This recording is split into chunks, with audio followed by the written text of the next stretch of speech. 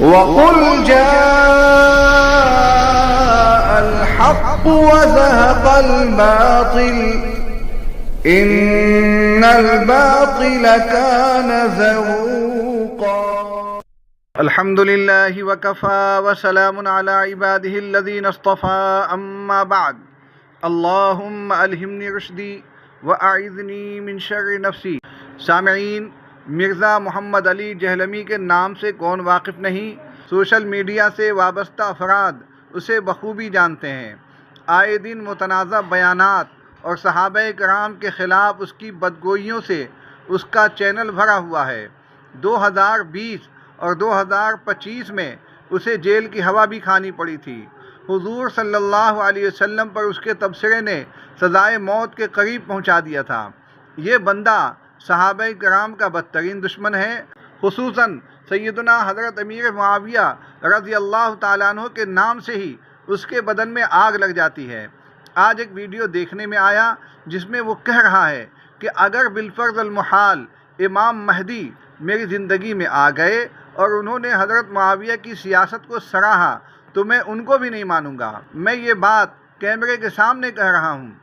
دیکھ رہے ہیں اس کی دریدہ دہنی، جبکہ سب جانتے ہیں کہ حضرت مہدی اس امت کے آخری مجدد ہوں گے، اور مجدد کا کام صحابہ پر سب و شتم نہیں ہوتا۔ سامعین، جہلمی کے متنازع بیانات سے تنگ آ کر کئی علماء نے اسے مناظرے کا چیلنج دیا، مگر وہ کبھی بھی سامنے نہیں آیا۔ پاکستان کے عالم مفتی طارق مسعود صاحب زیدہ مجدہم اس سے مناظرے کے لیے کئی سو کلومیٹر کی مسافت چل کر اس کے گھر تک پہنچ گئے، مگر وہ بھاگ گیا۔ اس بیچارے کے پاس عمل نام کی چیز اگر کچھ ہے تو بھولے بھالے مسلمانوں کو گمراہ کرنا اور ائمہ مضلین میں اپنا قد اونچا کرنا۔ جہاں تک علم اور عقائد کا معاملہ ہے تو ان دونوں معاملوں میں وہ پھوٹا ڈھول ہے۔ اس کے پاس علم نام کی کوئی چیز نہیں۔ قرآن پر اگر اعراب لگا ہوا نہ ہو تو اسے پڑھ بھی نہیں سکتا۔ لیکن یوٹیوب کی دنیا گمراہوں اور بدعقیدوں سے اٹی پڑی ہے، اور سادہ لو عوام کو نہیں معلوم کہ دہی کے نام پر یہاں ڈالڈا، علم کے عنوان سے جہالت اور ایمان کے لفظ سے کفر عام کیا جا رہا ہے۔ اس لیے میں نے مناسب سمجھا کہ اس ڈھونگی کی حقیقت واضح کی جائے۔ آئیے آج اس کے بارے میں تھوڑی تفصیل سے جانتے ہیں۔ سامعین، پاکستان کا ایک صوبہ پنجاب کے نام سے ہے، وہیں جہلم نام کا ایک تاریخی شہر آباد ہے جو دریائے جہلم اور جی ٹی روڈ کے درمیان واقع ہے۔ اسی جہلم کی طرف منسوب ہو کر مرزا محمد علی انجینئر جہلمی کہلاتا ہے۔ مرزا جہلمی 1977 میں پیدا ہوا، انگریزی تعلیم خوب پائی، میکینیکل انجینئر بنا، کسی مدرسے میں نہ پڑھا نہ کسی دینی درسگاہ کا رخ دیکھا، لیکن خود کو اہل علم کے روپ میں پیش کرتا ہے۔ کرتے پاجامے ملبوس، سر پر ہمیشہ پگڑی جس کا رنگ بدلتا رہتا ہے، چہرہ بیضوی اور بدن پتلا دبلا، یہ ہے اس کا حلیہ۔ سوشل میڈیا ہی اس کی وجہ تعارف ہے۔ اس کے سبسکرائبر کی تعداد لاکھوں میں ہے۔ اس کے ہر ویڈیو میں سامنے تپائی رہتی ہے اور اس پر صحاح ستہ یعنی بخاری شریف، مسلم شریف، سنن نسائی، جامع ترمذی، سنن ابی داؤد اور سنن ابن ماجہ کا سیٹ، ساتھ ہی بز اخفش جیسے دو چار مریدین بھی، جس کا مطلب یہ ہے کہ وہ کسی خاص مقام پر عوام کو اپنے پاٹھ پڑھاتا بھی ہے۔ سامعین، جیسا کہ عرض کیا جا چکا کہ مرزا نے کسی مدرسے میں نہیں پڑھا، اس کی پوری تعلیم اسکولوں اور کالجوں سے ہے۔ مذہب اسلام کے بارے میں اس کی ساری معلومات اردو اور انگریزی کتابوں سے حاصل شدہ ہیں۔ ایسے ہی لوگ نیم ملا خطرہ ایمان کہلاتے ہیں۔ عربی میں کہیے تو حاطب لیل، جو رات میں رسی سمجھ کر سانپ کو اٹھا لاتا ہے۔ وہ عربی عبارت پڑھ نہیں سکتا، اعراب لگانے میں سخت ٹھوکر کھاتا ہے۔ بریلوی مکتب فکر کی مشہور کتاب جال حق کو جاؤ الحق پڑھتا ہے۔ قرآن کے اس ٹکڑے فلا تطع الکافرین کا ترجمہ یوں کرتا ہے: اے نبی، آپ کافروں کی بات کا برا نہ مانیں، جبکہ صحیح ترجمہ یہ ہے کہ اے نبی، آپ کافروں کی اطاعت نہ کریں، ان کا اتباع نہ کریں۔ سامعین، مرزا جہلمی 2014 سے سوشل میڈیا سے وابستہ ہے۔ اس کے ارد گرد ہزاروں جہلا جمع ہو چکے ہیں۔ متاثرین میں زیادہ تر غیر مقلدین کے عوام ہیں۔ جہلمی خود کو غیر مقلدین کے نمایاں ترین رہنما حافظ زبیر علی زئی کو اپنا استاد بتاتا ہے۔ ابتدا میں حافظ زبیر علی زئی صاحب اس کے سلسلے میں نرم گوشہ رکھتے تھے، لیکن بعد میں اس سے اپنا ناطہ توڑ لیا اور اس پر متروک ہونے کا حکم لگا دیا۔ جب کسی گمراہ آدمی کے حامیین کچھ بڑھ جائیں تو وہ کسی قدیم فرقے سے مربوط نہیں رہتا، بلکہ ایک نئے فرقے کی بنیاد بھی رکھ دیتا ہے۔ محمد علی جہلمی نے بھی اپنا ایک فرقہ بنا لیا ہے جس کا نام ہے مسلم علمی کتابی۔ یہ نئی جماعت نقشہ عالم پر 24 فروری 2020 کو آئی۔ جہلمی کا کہنا ہے کہ بریلوی مسلمان ہو سکتے ہیں تو مسلم علمی کتابی کیوں نہیں؟ سامعین، محمد علی جہلمی 31 سال تک بریلوی رہا۔ 2008 میں بریلوی سے توبہ کی۔ اب اللہ جانے کیا ہے، اپنے افکار و خیالات سے کبھی قادیانی لگتا ہے، کبھی شیعہ، کبھی جماعت اسلامی سے وابستہ لگتا ہے اور کبھی غیر مقلدین کا ترجمان۔ اس کے مکتب فکر کے بارے میں کچھ بھی فیصلہ کرنا قطعاً مشکل ہے۔ یہ قادیانیت نواز بھی ہے۔ قادیانیوں کے چینل پر اس کے متعدد ویڈیو ہیں جن سے سمجھا جا سکتا ہے کہ مرزائیوں کو اس سے کتنا فائدہ پہنچ رہا ہے۔ آئیے محمد علی جہلمی کے چند عقائد پر نظر ڈالتے ہیں۔ نمبر 1، قادیانیوں کے اعضائے وضو بھی قیامت کے دن چمکیں گے۔ حالانکہ حدیث کے مطابق اعضائے وضو صرف ان مسلمانوں کے چمکیں گے جو نماز کے لیے وضو کریں گے، اور قادیانی مسلمان نہیں بلکہ مرتد ہیں۔ گویا مرزا جہلمی کے نزدیک قادیانی بھی مسلمان ہیں، علیاذ باللہ۔ نمبر 2، اللہ نے تمام صحابہ کی مغفرت کا اعلان نہیں کیا ہے، بلکہ رضی اللہ عنہم ورضوا عنہ کے ذریعے اعلان مغفرت کا تعلق صرف ان 1400 صحابہ سے ہے جو صلح حدیبیہ کے وقت موجود تھے، کیونکہ سورہ فتح کی آخری آیت یعنی محمد رسول اللہ والذین معہ اشداء علی الکفار صلح حدیبیہ کے موقع پر نازل ہوئی، اور مغفرت کا وعدہ بھی انہی کے لیے ہے۔ جبکہ ہم تمام اہل سنت والجماعت کا عقیدہ ہے کہ تمام صحابہ مغفور ہیں، خواہ وہ صلح حدیبیہ کے وقت موجود تھے یا پہلے یا بعد۔ اللہ نے سب کی مغفرت کا واضح اعلان کر دیا ہے، جیسا کہ لا یستوی منکم من انفق من قبل الفتح وقاتل، اور اس جیسی دوسری آیتوں سے صاف ظاہر ہے۔ نمبر 3، سیدنا حضرت معاویہ رضی اللہ تعالیٰ عنہ بدعتی تھے، اللہ ان سے راضی نہیں ہوا، معاذ اللہ۔ جبکہ ہمارا عقیدہ ہے الصحابۃ کلہم عدول، یعنی تمام صحابہ نیکی اور تقوی کے اعلیٰ معیار پر تھے۔ سیدنا حضرت معاویہ ان میں سے ایک ہیں۔ نیز پیغمبر صلی اللہ علیہ وسلم کی زبانی ان کے فضائل بہت منقول ہیں۔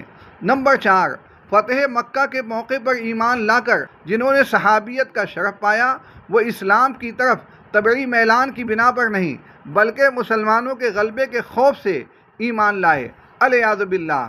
جبکہ ہم سنیوں کا عقیدہ ہے کہ تمام صحابہ اللہ کے منتخب بندے اور اللہ و رسول کے فدائی تھے۔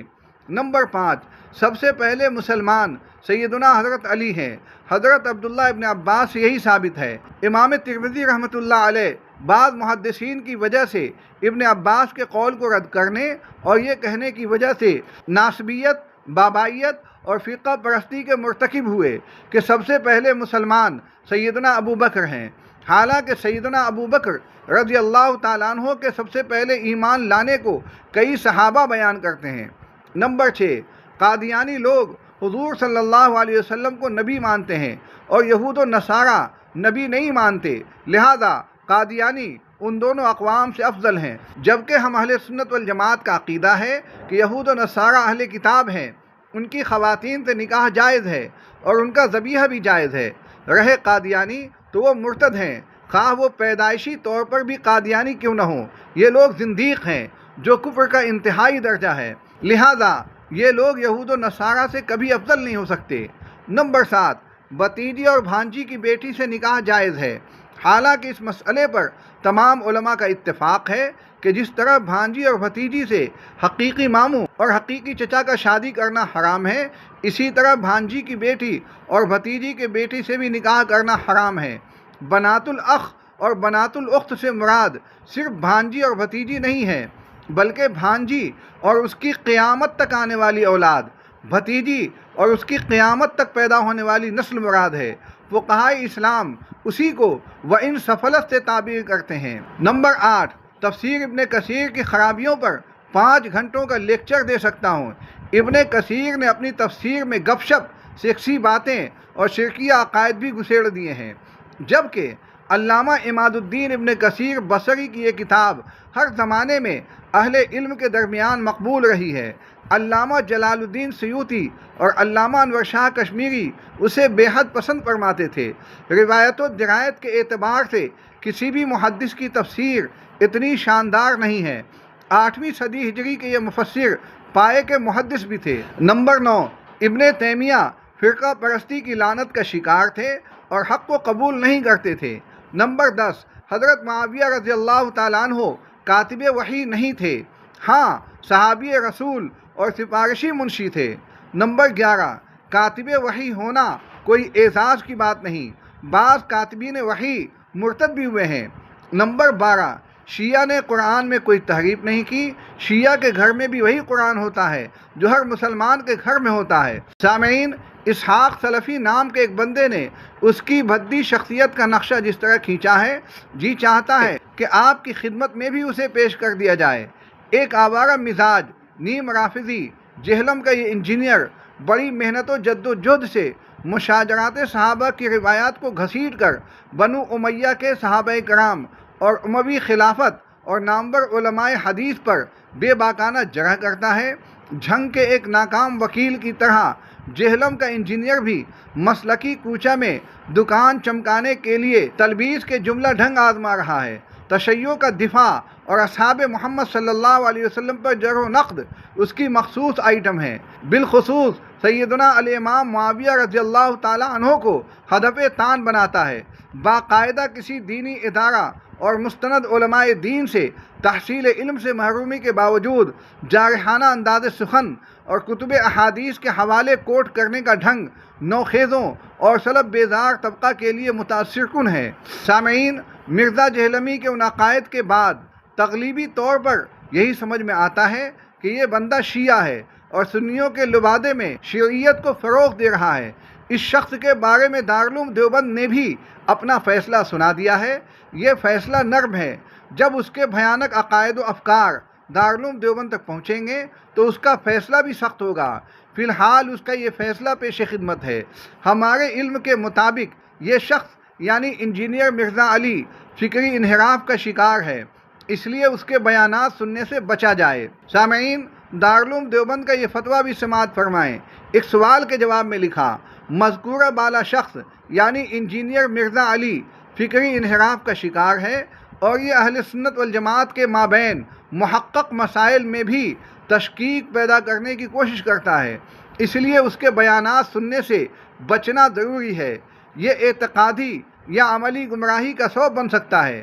کسی مسئلے سے متعلق حکم شرعی معلوم کرنا ہو یا کسی مسئلے پر کوئی اشکال ہو تو مستند علماء سے رابطہ کر کے حکم شرعی یا اشکال کا جواب معلوم کر لیا جائے، یہی اسلم طریقہ ہے۔ جہاں تک حضرات صحابہ کی شان میں بے ادبی کے الفاظ استعمال کرنے کا مسئلہ ہے تو حضرات صحابہ کرام کے بارے میں اہل سنت والجماعت کا اجماعی عقیدہ ہے کہ سارے صحابہ کرام عادل ہیں اور ان کا تذکرہ خیر ہی کیا جائے۔ ان کا ذکر خیر کرنا ایمان کی علامت ہے۔ حضرت معاویہ رضی اللہ تعالیٰ عنہ یا کسی بھی صحابی کے بارے میں نازیبا کلمات کہنا ہرگز جائز نہیں۔ جو شخص ان کی شان میں بے ادبی کرتا ہے وہ بدباطن اور کجروی کا شکار ہے۔ سامعین، اب اخیر میں جامعہ بنوریہ العالمی کا فتویٰ سماعت فرمائیں۔ واضح ہو کہ مذکورہ شخص یعنی مرزا محمد علی جہلمی نہ تو عالم ہے، نہ کسی مکتبہ فکر سے اس کا تعلق ہے، نہ ہی اس کا باقاعدہ استاد ہے جس سے اس نے علم دین سیکھا ہو، بلکہ اس نے علیحدہ ایک مسلک بنایا ہوا ہے اور بغیر استاد کے عربی کتابوں کا اردو ترجمہ دیکھ کر نادان لوگوں کو مرجو اقوال بتاتا ہے جس پر امت مسلمہ کا عمل نہیں ہے، جبکہ اس شخص کا ایک زمانے میں دیوبندی مسلک کے ساتھ تعلق تھا، پھر اس کو چھوڑ کر بریلوی مسلک اختیار کیا، پھر اس کو بھی چھوڑ دیا، اس کے بعد مسلک شیعہ کو بھی اختیار کیا، لیکن اس کو بھی چھوڑ کر ایک نیا مسلک بنا لیا، اور اس نے حضرت امیر معاویہ رضی اللہ تعالیٰ عنہ سمیت کئی صحابہ کرام رضی اللہ عنہم کی شان میں گستاخی کی اور اہل سنت والجماعت کے بڑے بڑے اور جید علماء کو برا بھلا کہا اور ان حضرات پر تنقید کی اور اہل سنت والجماعت کے عقائد پر حملہ کیا اور ان عقائد کو غلط کہا اور قادیانیوں کی سپورٹ کی، جس کی تفصیل خود اس کے بیانات میں موجود ہے۔ لہذا تمام مسلمانوں کو چاہیے کہ اس شخص سے دور رہیں اور اس کی تقریروں کو نہ سنیں اور اس کی مجلس میں شرکت نہ کریں۔ اللہ تعالیٰ تمام مسلمانوں کو ہر طرح کے بدعات و خرافات سے بچائے۔ وآخر دعوانا ان الحمد للہ رب العالمین۔